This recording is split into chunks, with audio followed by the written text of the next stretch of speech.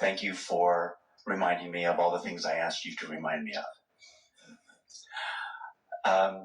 In terms of relationship, there are many the areas of my life that I have a direct experience of enjoying the journey.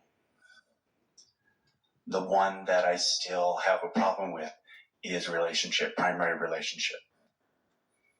And I have a difficult time separating enjoying the journey to relationship when I feel that enjoying the relationship would be much easier. Well, we understand that. People say things like that to us all the time. Give me what I want and then I'll have a good feeling response to it. And we say it doesn't work that way. You have to muster somehow the good feeling response to your desire, and then the universe has to give it to you. And it was fun to hear your opening words, because you used words like the struggle is and I have a problem. In other words, where you are in the stream is not where you want to be, and the words that you offered were all upstream.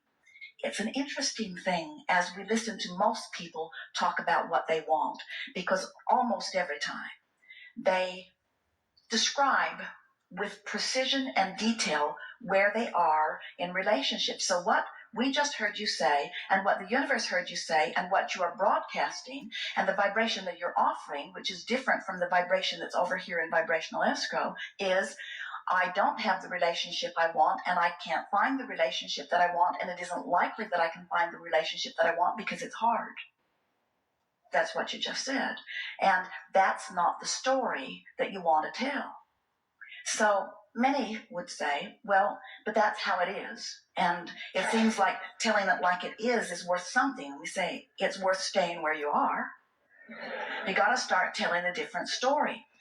But don't try to tell a whole different story all at once. In other words, if you were to say, oh, I found the perfect person and all is really well for me, that would be upstream too, because that just feels like a bald-faced lie. It feels like utter deception. You've got to find a way to soften the discomfort of that. What we usually tell people who are looking for money is try to take money out of the equation. And if you're looking for a relationship, we try to get them to take the relationship out of the equation by saying, you know, every time you've been in a bad relationship, you've added to what you want in a relationship. Every time you've been lonely without someone, you've added to what you want. And so there is such a wonderful relationship that's already vibrationally formed up there. And if you could just try to sniff it out, if you could just every now and again try to catch a glimpse of what's waiting. After the fact, it's fun to look back as Jerry and Esther bask in the deliciousness of their relationship. And now, from what they understand about vibrational escrow, they can see, and sometimes they even talk about it, how different aspects of their life and relationships with other people cause them to put the pieces that now they see in each other over there in vibrational escrow. In other words, things that were missing in others that they wanted are present in the relationship that they have. It's not just that the relationship that's forming in vibrational escrow was about the two people wanting to find somebody else to be with. It was about their life's work. It was about their feeling of uplifting of humanity. It was like their relationship with the earth and the planet. It was their relationship with source. In other words, so many of the things that life was causing them to want, so both of them over there in vibrational escrow, their future selves were in vibrational escrow. You getting the picture of this? Yes. Jerry's rockets of desires created a relationship with someone. Esther's rockets of desires created a relationship with someone. The relationship they each happened to create was vibrationally so similar that as they each began to listen to the call of source, as they listened to their bliss, as they followed the call of source, they showed up in the same place. And when they saw each other, they said, hello. You see what we're getting at? Absolutely. So let's turn downstream. So you just talk, and don't try to make it pretty the way you think we want it to be. You just talk about how you feel. In other words, put your boat in the river wherever it is and start rambling. Talk about relationship, your desire for a relationship, focus on relationship. And I have a strong desire for a relationship. I feel that I do my best work in relationship. I remember what being in relationship was like, and I love that part of my life. And I feel that I move spiritually quicker and easier and have more joy in my life. All right, so when I'm in all of that relationship. sounded really good, but you know what all of it was? What? All of it was just, I want. So everything that you said to the universe sounded like, I want it, don't have it. I want it, don't have it. I want it, don't have it. So you were just making your statement of what you want, and you did a good job of that. But we want you all to hear, you don't need to make any more statements of what you want, because you have incrementally created the perfect partner over here, and the universe doesn't need to hear it from you, not even one more time.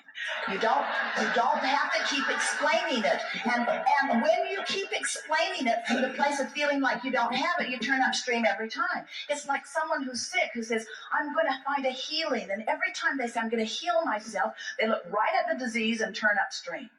It's a big difference between healing, which is upstream, and relaxing and letting my well-being in, which is downstream. So it's fine. It's a good place to start. But so now understand that what the process is. So give us an example of a moment in time when you feel particularly strong the absence of your partner. What would stimulate that feeling within you? Going to a dinner party where everybody else is coupled up. So let's say you've done that, and now you've left the party and you're driving home alone, and you've got that lonely feeling in your being. And it isn't so important that you give us the label, but does it feel like despair? Does it feel like loneliness? Does it feel like fear? Does it feel like frustration? Feels like loneliness. And loneliness, in terms of this emotional scale, that's a pretty hard feeling emotion. It's right there close to fear. It certainly feels like powerlessness. In other words, it's a strong separation from who you really are. Now, the more you've lived life and the more you've asked for this partner, a car that's going 100 miles an hour and hits a tree is a much bigger problem than a car that's going 5 miles an hour and hits a tree. So as you've lived life, you've got your stream moving really, really fast. So now you've been faced with this, oh, I haven't found someone. So now feel that feeling, and now you've got one intention in mind. And if you can hear this, you will understand the process of deliberate creation. Your work here is not to do something that gets you a partner. Because if you try to do something that gets you a partner, it will just remind you don't have a partner, and you'll turn upstream and go back to Phoenix. So your work here is not to do the work to get yourself a partner. The work here is to try to give yourself some relief right here and now. In other words, you just want to drop the oars. You just want to find any thought that will turn you in the stream. Yes. So say something that makes the loneliness softer. It was wonderful to be in the company of such beautiful relationships. You're right. That turns you upstream, because that was inflaming what you do want, which only exaggerated your awareness of where you are.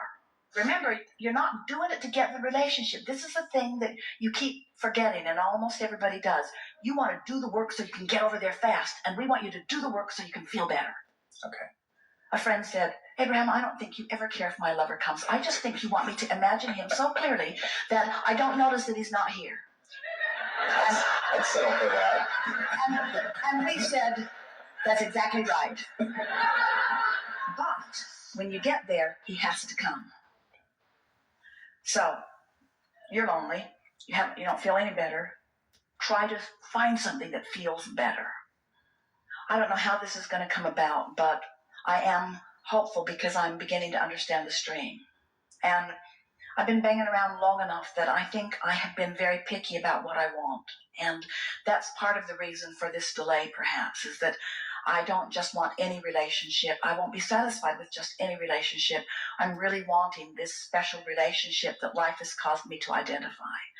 And I'm not going to die if I don't find a relationship right away. It's not a life and death thing. And I have other aspects to my life that are compelling and interesting. And while this is a big part of my life and is something that I want, it's not paramount. It's just one facet of what I am.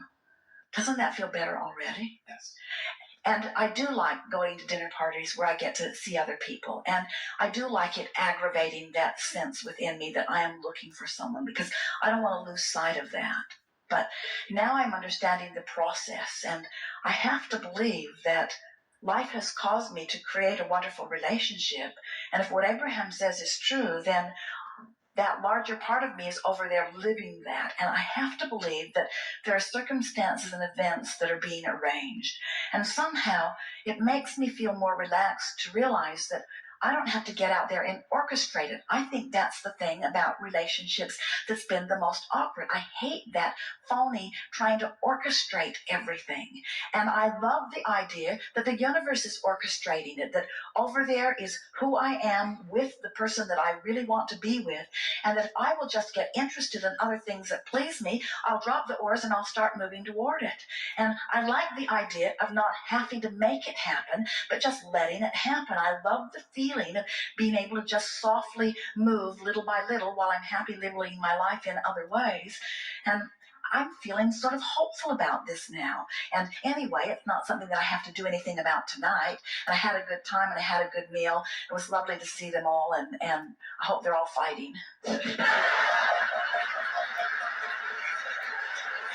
They probably are. They're probably all fighting because they probably didn't wait for the perfect partner. They were so in such a hurry to get to somebody that they just coupled up with the first warm body that they could find, and so I like the way I'm playing it a lot better. I love knowing that the universe knows who I am and what I want, and I love knowing that I know who I am and what I want, and I'm perfectly willing to be as patient as I need to be, and I've got a feeling that it's not going to be that long because I can feel in my belly that I'm closing in on it, and I'm appreciating every relationship that I've ever had. All those relationships that help me to know, oh boy, I don't want that. I don't want somebody dependent on me. I know I want someone who is self-serving. I know I want someone who stands in a place of knowing who they are. I want somebody who's willing to expand, who will let me expand. I want someone who loves life and who loves the idea of prosperity and who is willing to make a lovely nest. I'm looking so forward to all of that. I'm really eager about what the universe will show to me. And I'm even eager about the possibilities that I might float by. In other words, I don't need to pick the first one that I see. I'm happy that I'm going to be on this journey of getting to meet people and feel how they feel. I'm so looking forward to this path of finding the person that's going to be lovely to be with. And meanwhile, it's going to be really fun collecting data. The worst thing that can happen is that I would spend an evening with someone and clearly know that I don't want something about that, but it would just help me define more clearly what I do want. And while I do think that my vibrational escrow is fully enough developed that I don't need a lot more relationships in order to identify it, I don't mind having some other relationships or exposure to other people in order to really shore up what I'm wanting. I'm happy that I'm now consciously making the decision that I'm ready. And I will shout to the boundaries of the universe, universe, I think I'm ready. I feel like I'm ready. I'm feeling pretty good about this. I'm eager. Bring them on.